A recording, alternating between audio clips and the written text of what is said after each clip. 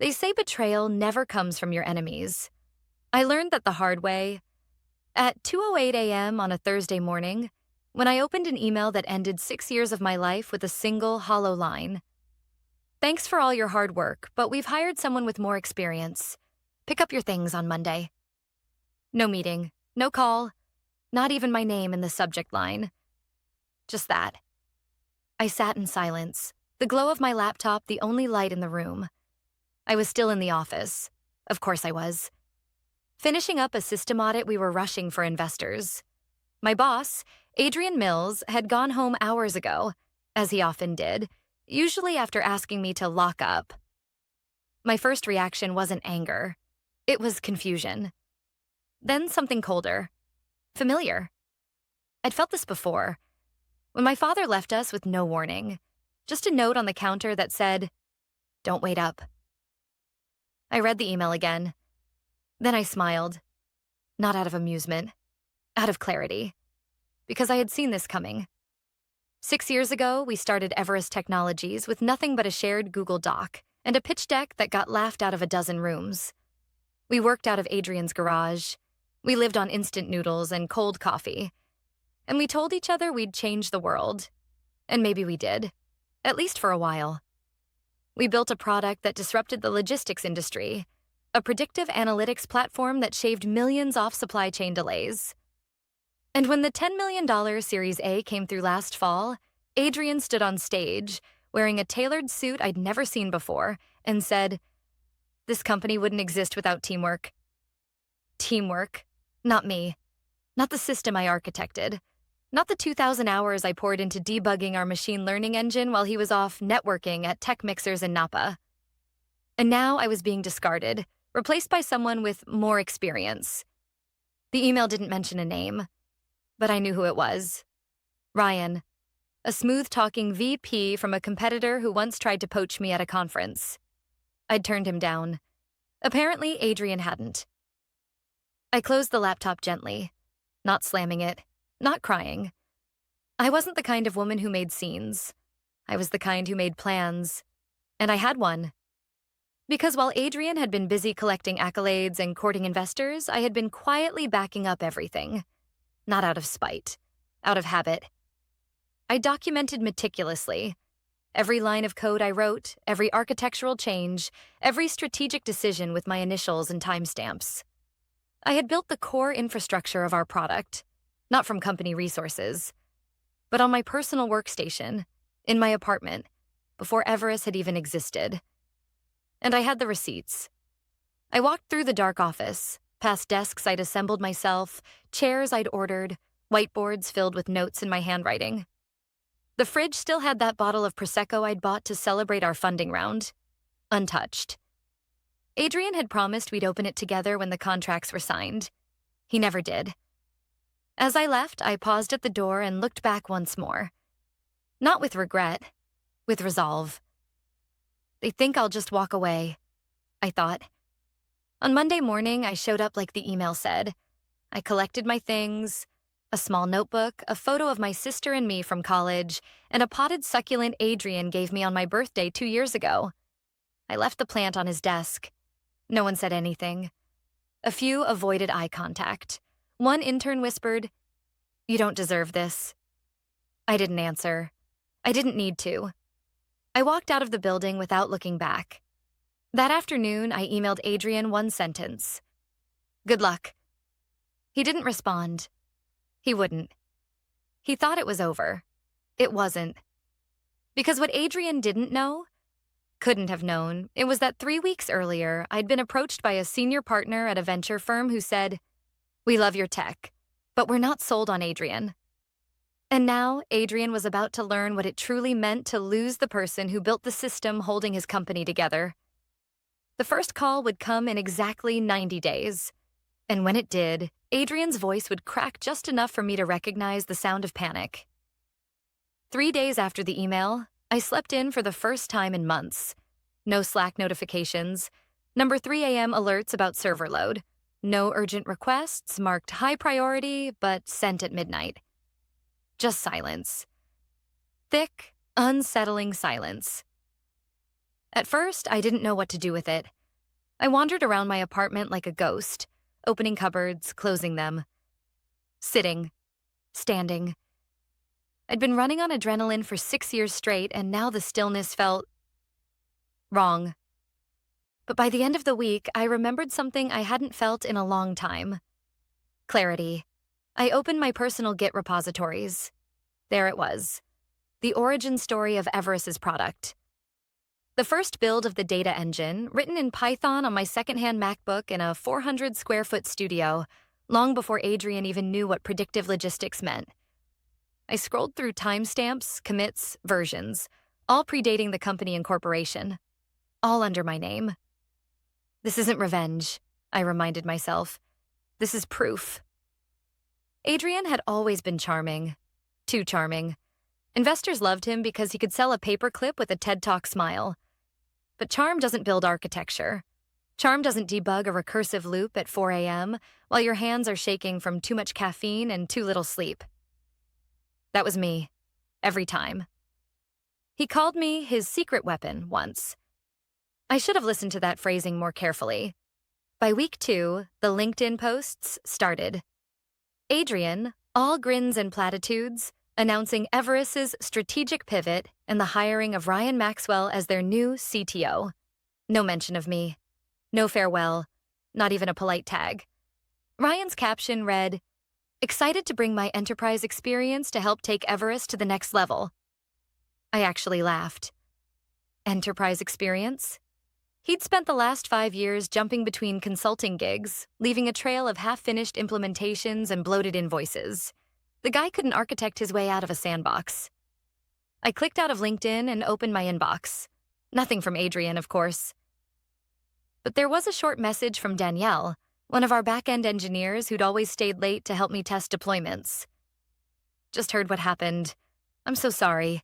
It's not the same without you. Ryan doesn't understand half the stack. They're patching things daily. Just wanted you to know we miss you." I replied with a single line. "Thanks for telling me. Keep your head down. And keep receipts." Week 3 was when things started to unravel. A contact from Synapse Capital, a rival investor group, reached out. "We heard about your departure. Would you be open to talking about new ventures? Also, and I hope you don't mind, someone on our tech team flagged that Everest's product performance dropped significantly since last month. We thought you might know why." I didn't answer that last part. Not yet. Instead, I scheduled a meeting. The next day, I sat across from 3 partners in a glass-walled conference room in downtown Palo Alto. I wore the same blazer I'd worn to our Series A pitch. Only this time, I wasn't backing someone else's dream. I was exploring what mine could look like. They asked me about Everest. I gave them the public version. Differences in vision, time for something new, no hard feelings. But when they pushed further, I showed them my early code base. Their expressions changed. "You built this before Everest existed?" one of them asked. I nodded. "In my apartment, nights and weekends. I brought it to the company when Adrian pitched the idea." They exchanged looks. "And your employment contract? Did it include specific IP transfer clauses?" I had a lawyer review it. Standard clause. But the core engine predates any agreement, and I can prove it. One of the partners leaned back and smiled. "Well then, Ms. Foster, we think you have something very valuable." By the end of the meeting, I didn't have a new company. Not yet. But I had options. Leverage. And for the first time in months, maybe years, I felt the ground under my feet was mine again. That night, I opened a folder on my laptop labeled Failsafe. Inside were files I'd compiled months ago. Quietly, methodically. They weren't meant to hurt anyone. They were insurance, documentation, architecture maps, security protocol drafts, back-end integration logs, all signed and dated. They proved 2 things. 1, that I had built Everest's heartbeat. 2, that without me they were running on borrowed time.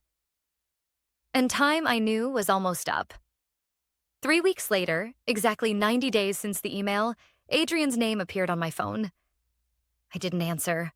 I watched it ring until it stopped. Then I smiled, because I knew this was just the beginning. The first call was followed by a second, and a third, all from Adrian. Each one I ignored. It wasn't petty. It was strategic. I wanted him to sweat, to sit in the mess he'd made, fully aware that the one person who could help had already walked out that door and wasn't rushing to come back. Then came the email. Subject line, urgent, need your input. I opened it, more curious than anything. Eva, I realize things ended abruptly, and I regret how I handled that. Ryan is having a bit of trouble stabilizing the architecture for our next release. The team says you may have kept some notes or documentation that could help. Would you be open to a quick chat? We'd compensate you for your time, of course. Minus Adrian. Compensate me? For my own work? He still didn't get it. I didn't reply.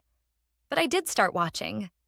Everest's Twitter account was flooded with support complaints, login failures, delayed data syncing, entire dashboards going offline during peak hours. Users were tagging them with hashtags like number Everest slip and number data fail. The cracks weren't subtle anymore. Then Danielle messaged me again. This time, not on email, but Signal. Hey, just between us. Ryan tried to implement changes to your codebase and broke the whole backend. He didn't understand the data validation layers you'd built, so he bypassed them. Now nothing's syncing correctly and client reports are a mess. Adrian is losing it. I stared at her message for a while, then finally typed. Thank you for keeping me in the loop. Stay safe. Don't get caught in the fallout. Because I knew what was coming next. Sure enough, 2 days later, a message came in from Everest's head of legal. A vaguely worded request to clarify the ownership of certain components within the product infrastructure. Valerie, my attorney, flagged it before I even saw it. We met that afternoon. I think they're preparing for a legal maneuver, she said, flipping through printed screenshots of my old commits, Slack messages, and architecture drafts. But they're clumsy. They're trying to push you into a quiet resolution before they admit how bad it's gotten. And if I don't respond? I asked. They'll escalate, but that's not a bad thing. Because you're prepared, Ava. You've documented everything. And if they try to use your system without a license or transfer agreement in place, that's IP infringement. Plain and simple. I leaned back in the chair and exhaled slowly. It was finally happening. I remembered every late night Adrian dismissed my warnings. Every time he said, let's not overcomplicate things, Eva, when I suggested proper fail-safes. Every investor call where he said, we're a product-first company, while taking credit for code he couldn't even read. He had gambled on charisma, and now the bill was due. The next day, I got another email. This one from Ryan. Hi, Eva. I hope you're doing well. I'm reaching out to ask if you could shed some light on how the authentication modules integrate with the backend. We've had some hiccups, and I want to make sure we're aligned. Let me know if we can jump on a call. Happy to pay for your time. I almost laughed. Ryan, the so-called expert, was fishing for answers through polite desperation. The same guy who once told a panel that back-end infrastructure isn't that complicated if you understand business logic was now falling apart trying to untangle my code. But what really got me? Happy to pay for your time. 6 years, no recognition, no proper exit. But now, they wanted to pay me to explain a system I had warned them was never designed to be handed off casually. I didn't respond. Not to him. Instead, I asked Valerie to prepare a formal notice. We drafted a legal letter outlining the following: my original ownership of the core architecture and predictive engine, evidence that portions of the codebase were created before my employment, lack of any documented transfer of IP beyond what was covered in the employment contract, a request for cease and desist on use of the architecture without a licensing agreement. The letter ended with a simple line: we are open to a good faith discussion should your client wish to acknowledge the rightful ownership of proprietary systems developed by Ms. Foster. We sent it and waited. That weekend, Everest's site experienced a complete 8-hour outage. Several clients posted public statements about considering alternative vendors. And the final blow?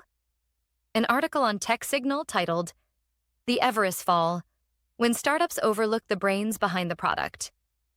They'd interviewed anonymous insiders. They quoted messages. They mentioned my name, only as the former lead engineer who declined comment. But it was clear. The industry was waking up. Adrian's phone didn't stop ringing that week, but mine was the one they needed to answer. And I wasn't done yet. By the start of the 4th week, the silence had shifted. It wasn't quiet anymore. It was humming, low, urgent, and unmistakable, like the sound of a machine about to break under pressure. My cease and desist letter had landed like a warning shot. I hadn't expected a response overnight, but I had expected one eventually. It came in the form of a calendar invite. Subject line, Board Discussion, Strategic Review. Sender, Claire Wu, Board Member, Everest Technologies. The location? A private conference room at an investor's firm. The time? Friday at 9:30 a.m. The note? Confidential. Your attorney is welcome to attend. They weren't calling to intimidate me. Not anymore. This was different. Do we accept? I asked Valerie that evening, sitting across from her in her corner office overlooking downtown. She didn't hesitate. Absolutely, but only on our terms. They're not inviting you out of courtesy, Eva. They're inviting you because they're losing control. And they know you're holding the keys. That night, I didn't sleep much. Not because I was anxious, but because I was ready. For years, I'd been the voice in the background, the person who built the engine but never touched the wheel. Adrian had been the face, the speaker, the one who signed the deals. But now the investors were peeling back the glossy surface and seeing the rot underneath. And they were coming to find me. The room was exactly what I expected. Too cold, too modern, and full of carefully unreadable faces. 4 board members sat on one side with their assistant near the door. Claire Wu gave me a polite nod. She'd been one of the original angel investors, sharp, analytical, and from what I'd heard, increasingly skeptical of Adrian's leadership. Adrian, of course, was there too. His usual smug confidence had curdled into something brittle. He didn't stand when I walked in, just nodded and muttered, "Eva." Valerie greeted the room smoothly, placing her briefcase on the table and retrieving a single folder, the one that contained everything. Claire began, "Thank you for coming, Ms. Foster. I know this situation has been difficult, but we felt it necessary to speak directly before any further action is taken." I nodded.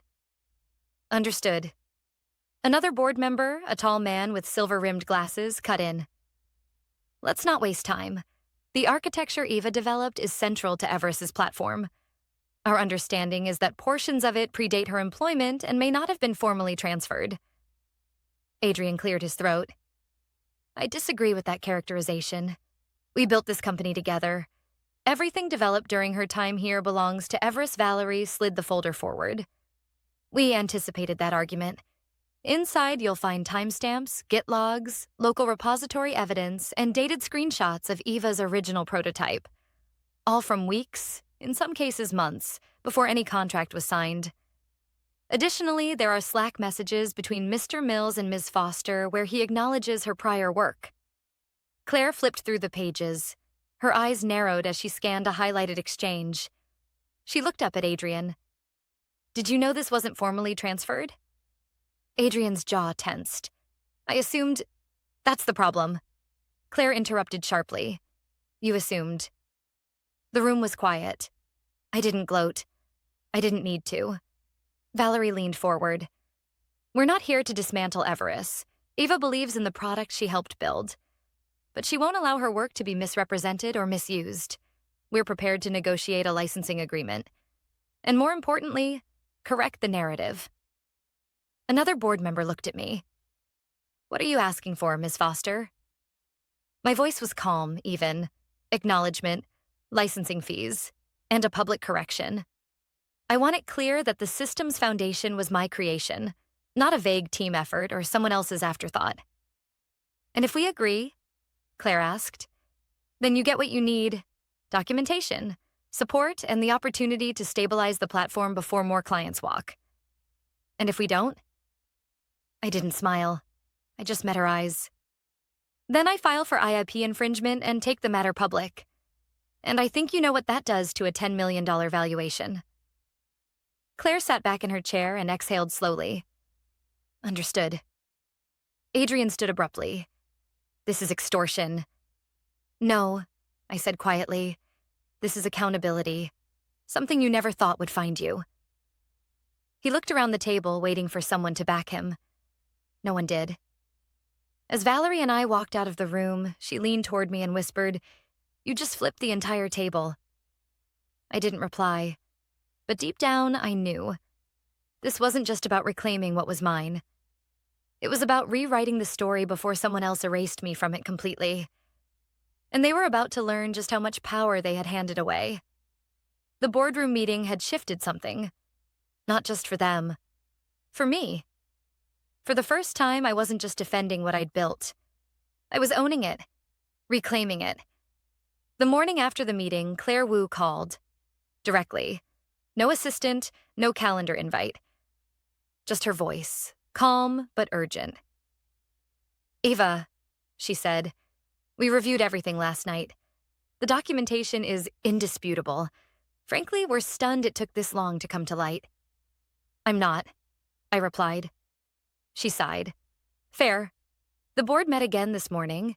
Adrian doesn't know yet, but a vote has been scheduled for early next week to decide on a leadership restructure." I paused. "Are you saying they're removing him?" "I'm saying," Claire said carefully, "that some leaders build and some just benefit. And we've decided it's time to stop confusing the two." I didn't say anything. I didn't need to. Before she hung up, she added, "We'll be in touch soon. And Eva, thank you for finally forcing us to see the truth." That weekend, I took a walk by the marina, something I hadn't done in years. Not since the first month of Everest, when Adrian and I used to take breaks from coding by watching sailboats drift by and dreaming about acquisition offers. We hadn't built a company back then, just promises. Somewhere along the way, I kept building while he started selling an illusion. The sky was clear, but a storm was brewing, not in the clouds, but in the inboxes of everyone still inside Everest. By Monday, Valerie had finalized the licensing terms. They were fair. Even generous. I didn't want revenge. I wanted recognition and the assurance that my work could never again be used without consent. Clean. Legal. Binding. We sent the proposal to the board at 9 a.m. At 11:30 a.m., Adrian called me for the first time in weeks. This time, I answered. "Eva," he began, the edge of false charm already grating. "I think we've let things go too far. There's no need for all this hostility." "It's not hostility," I said evenly. "It's structure. Something you always undervalued." "I didn't mean for things to end the way they did," he said, shifting tones. "But you have to understand. Investors expect leadership to make hard decisions. Bringing in Ryan seemed like the right call at the time." I let the silence stretch just long enough for it to sting. Then I said, "You fired me by email." He exhaled. "That was a mistake." "No," I replied. "It was a decision. And now you're watching the consequences of that decision unfold." There was a pause. Then he said, "They're voting, aren't they?" I didn't confirm. I didn't need to.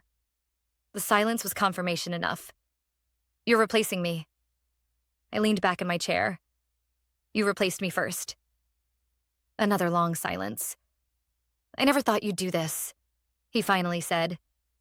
"I know," I said. "That was your biggest mistake." On Wednesday morning, the board vote was finalized. Adrian was out, officially removed from the CEO position by unanimous decision. Claire called me herself. "The board would like to offer you the CTO role with a revised equity package, oversight on all technical hires, and full public credit for your work. We've also approved the licensing agreement. You'll receive royalties on all revenue linked to the predictive engine and data platform you created." It wasn't just a job offer. It was justice. I'll need to think about it, I said, and for the first time, I meant it. Because I had options now, not just with Everest, but beyond. 3 firms had reached out over the past month. 2 were startups looking for technical co-founders. The third was a multinational offering a 7-figure package to lead a division of their innovation lab. 6 months ago, I would have taken a fraction of that just to be recognized. But now I was in control. That afternoon, TechSignal released a follow-up article. The Woman Behind the Code, How Eva Foster Rescued a Sinking Startup She Helped Build. They'd gotten quotes from board members, even Danielle. No mention of Adrian except in past tense. No mention of Ryan at all. Just one clear story. The real architect had returned, not as a savior, but as the rightful leader. I closed my laptop and looked out the window. The company was stabilizing. The truth was public. The power dynamics had reversed. And for the first time in 6 years, I wasn't waiting for someone else to tell my story. I was writing it myself. 3 months after the vote, I stood in the Everest Auditorium, staring out at a sea of familiar and unfamiliar faces. Engineers, analysts, operations, interns. Some of them had been here since the beginning. Others were new hires brought in during the chaos. All of them had questions. All of them were watching me now. I took a breath. Not because I was nervous. I wasn't. I was grounded, clear. And this time, I wasn't here to clean up someone else's mess. I was here to lead. A lot has changed, I began. Some of it fast, some of it long overdue. But if there's one thing I want to leave you with today, it's this. The systems we build aren't just made of code and servers.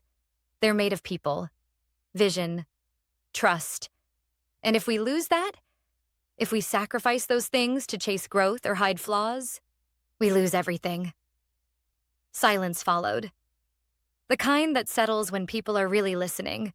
I continued. This company started with an idea, but it survived because of effort. Often invisible effort, from people who don't always get the credit. I know that feeling. Many of you do. So from this moment forward, we're rewriting how we acknowledge contribution, starting with transparency and ending with shared success. Scattered applause turned into something louder, more genuine. For once, I wasn't in the background. After the announcement, Claire approached me backstage. Her expression was different now. Not polite, but warm. We've had several clients reach out, she said. They're impressed by the stability, but more than that, they're impressed by the leadership shift. You've restored their confidence. Stability starts from the foundation, I said. And the foundation was always solid. It was just buried under branding and ego. Claire chuckled softly. Well, ego left the building with Adrian. I didn't ask about him. I already knew.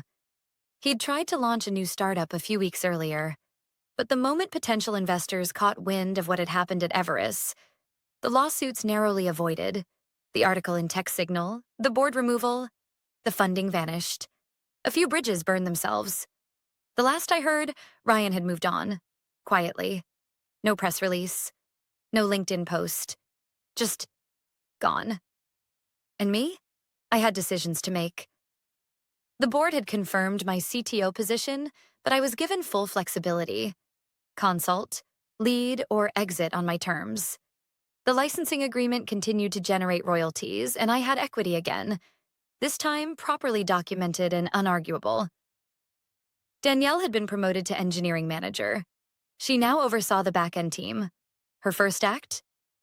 Implementing a mentorship program for junior developers. I smiled when I heard that. One morning, about a month later, I received an email. No subject line, no sender I recognized. I opened it cautiously. Ava, I owe you an apology.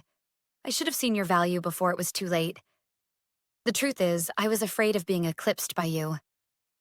And I was. You built the core. You held it together. I didn't realize that until it all fell apart without you. I hope someday you can believe that I truly regret what I did. Adrian. I stared at the words for a while. Not with anger, not even satisfaction. just stillness. He was right, and in a way, I was grateful. Not for the betrayal, but for the clarity it gave me. I didn't reply. Some apologies are meant to be read, not returned. That weekend, I visited the same cafe where I used to go during the early days of Everest, back when all I had was a laptop, an idea, and a dream no one believed in except me. I brought my notebook this time, not the digital kind, the real one. Paper, pen, margins filled with tiny notes. And I started sketching something new. Not because I needed to, but because I wanted to. Because now I was no longer building to prove something to someone else. I was building for me. And as the sun dipped behind the San Francisco skyline, I realized that what I had fought for all these months wasn't just recognition. It was ownership of my time, my talent, my story. Because the legacy you leave isn't the company name stamped on a product. It's the values you build into it. And no one, not even the CEO who tried to erase me, could take that away.